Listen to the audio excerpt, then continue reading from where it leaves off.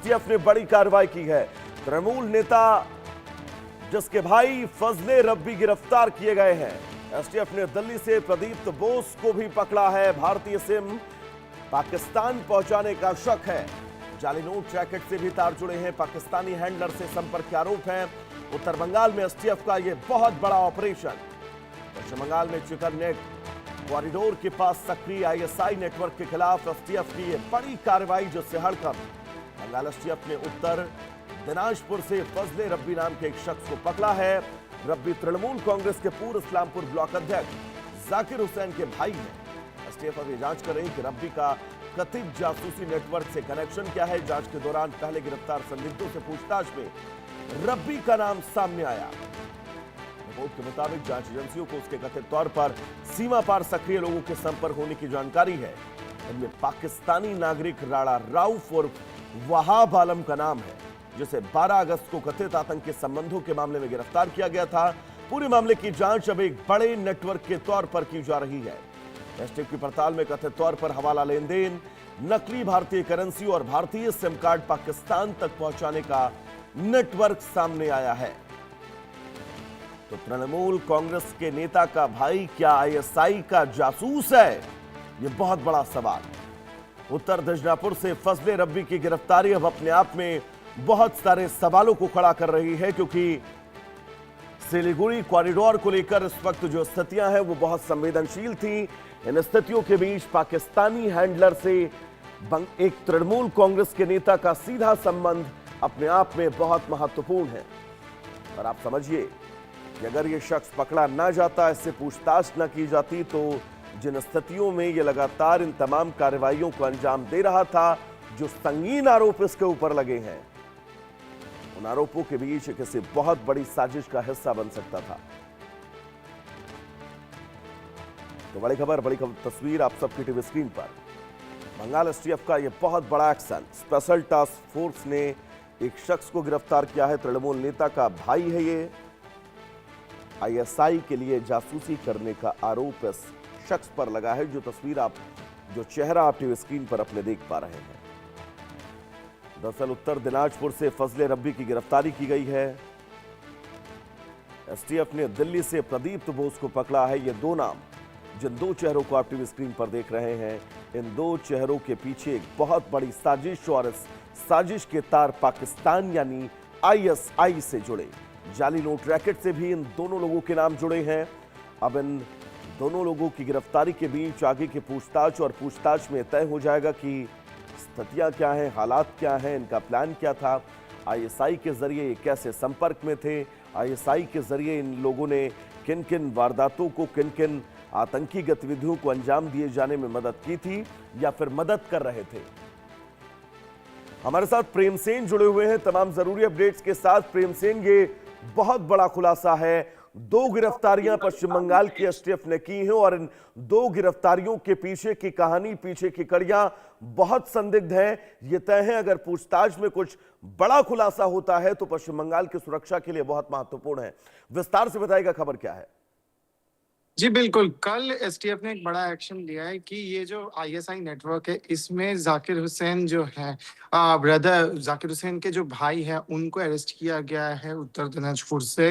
ये तृणमूल, जाकिर हुसैन जो थे वो तृणमूल के ब्लॉक प्रेसिडेंट हुआ करते थे। उनके जो भाई हैं रबी, उनको अरेस्ट किया गया है उत्तर दिनाजपुर से। ये जो टेरर नेटवर्क है आईएसआई से जुड़ रहा है, ये पूरा टेरर फिर स्पाई नेटवर्क, जो पाकिस्तान से भी लिंक्स पता चल रहे हैं। जो पाकिस्तानी नेशनल राणा रौफ को ये किया गया था, अरेस्ट किया गया था, उससे लिंक्स मिल रहे हैं। ये जो इंटायर केस है, ये एक बड़ी नेटवर्क, बड़ा जो साजिश है, उससे भी जोड़ा जा रहा है। कुछ दिन पहले आपको याद होगा कि कुछ पाकिस्तानी स्पाई, 3 पाकिस्तानी स्पाई भी अरेस्ट हुए थे, जिनका जो सिम कार्ड प्रोक्योर किया करते थे। ये जो नेटवर्क है, ये उसी से जुड़ता हुआ नजर आ रहा है, जो बांग्लादेश से, पाकिस्तान से ये जुड़ रहा है। तो एक कुछ कोऑर्डिनेटर थे जो बांग्लादेश में, उनसे जो ये 3 जो पाकिस्तानी स्पाई थे उनको अरेस्ट किया गया था, उनसे जुड़ रहा था, जो पाकिस्तान से फाइनली जुड़ रहे थे।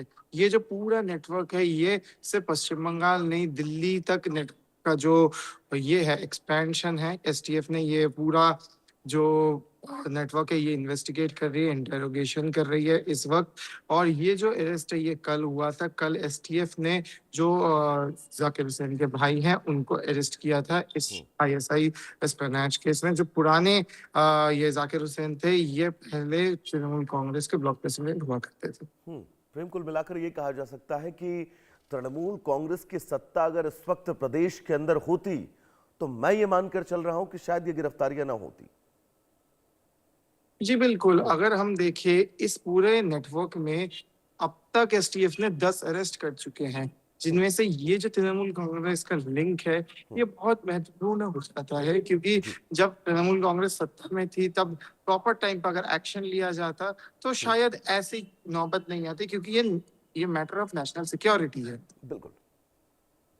प्रेम, बहुत महत्वपूर्ण जानकारी आप लगातार दर्शकों तक पहुंचा रहे हैं। एक बार मैं चाहूंगा आप डिटेल में बताएं कि क्या ये मानकर चला जा सकता है ये नाम सिर्फ 2 हैं या फिर इनके पीछे बहुत लंबी फहरिस्त, कोई बहुत लंबी चैन है जो पश्चिम बंगाल में पूरे देश में अशांति फैलाने के उद्देश्य से सक्रिय थी और सीधा पाकिस्तान के आईएसआई से कांटेक्ट था उसका? जी बिल्कुल, ये जो पाकिस्तान की आईएसआई ये पूरा एक स्पाई नेटवर्क था। अरेस्ट के बाद अरेस्ट हो रहे हैं इस पूरे नेटवर्क में। जैसे जैसे इंटेरोगेशन बढ़ती जा रही है वैसे वैसे लिंक्स निकलते जा रहे हैं। ये जो स्पाई नेटवर्क था इसमें जो आप अगर याद हो कुछ दिन पहले जब सिम कार्ड क्या वो प्रोक्योर करते हुए उनके पास से सिम कार्ड्स मिले, काउंटरफीट करेंसी मिली, वो लोग ये सब चीजों को प्रोक्योर करके बांग्लादेश भेजा करते थे। और ये जो बांग्लादेश का लिंक था जब जोड़ा गया तब ये पाकिस्तान के आईएसआई से जुड़ता हुआ मिला। अब ये जो आईएसआई नेटवर्क है ये इस पूरे नेटवर्क में टोटल 10 लोग अरेस्ट हो चुके हैं और ये नेशनल सिक्योरिटी के लिए सबसे ज्यादा महत्वपूर्ण है, क्योंकि अब पूरी तरीके से क्रैकडाउन हो रहा है पूरे मामले पे। तो प्रेमी, मानकर चला जाए कि ये बहुत बड़ी सफलता है। और एक बार मैं चाहूंगा घुसपैठ के मद्देनजर एसटीएफ के महत्वपूर्ण रोल के बीच ये समझना होगा कि प्रदेश के अंदर एसटीएफ जिस एक्शन मूड में है, इन जैसे जासूसों की, इन जैसे स्लीपर सेल्स की, इन जैसे आतंकियों के मददगारों की अब खैर नहीं है प्रदेश में। हाँ जी बिल्कुल, हाँ जी बिल्कुल, ऐसे जो टेरर नेटवर्क है एसटीएफ पूरी तरीके से शुभेंदु अधिकारी गवर्नमेंट आने के बाद से एक पूरा क्रैकडाउन हमें देखने को मिल रहा है कि कोई भी जिसके भी लिंक्स पाकिस्तान से हो या फिर कोई भी जो एंटी सोशल एलिमेंट है जो देश में अशांति फैलाने का ये करे, उसको लेके भी बिल लाया गया शुभेंदु अधिकारी गवर्नमेंट के द्वारा। इसके अलावा पूरी जो खुली छूट है पुलिस को, एसटीएफ को, वो शुभेंदु अधिकारी गवर्नमेंट ने दे दिया है, जिसकी वजह से कोई भी हो, चाहे वो नेशनल अपना कोई पॉलिटिकल पार्टी से हो या फिर कोई भी हो जो अपना इन्फ्लुएंस यूज करके पहले कानून के नजरों से बचने की कोशिश करता था, अब वो नहीं बच पाएगा। तो उस वजह से अब एसटीएफ को एक खुली छूट मिलती हुई नजर आ रही है, क्योंकि अब जितनी छूट उन्हें मिल रही है उतना बिल्कुल तृणमूल कांग्रेस से सीधा कनेक्शन और उसके बाद दूसरा कनेक्शन पड़ोसी मुल्क पाकिस्तान में आईएसआई से, और अब ये एटीएस की गिरफ्तारी, एसटीएफ की गिरफ्तारी माफ कीजिएगा, ये अपने आप में बहुत महत्वपूर्ण है। फिलहाल आपका बहुत बहुत शुक्रिया प्रेम इस तमाम जरूरी अपडेट्स के लिए। उत्तर प्रदेश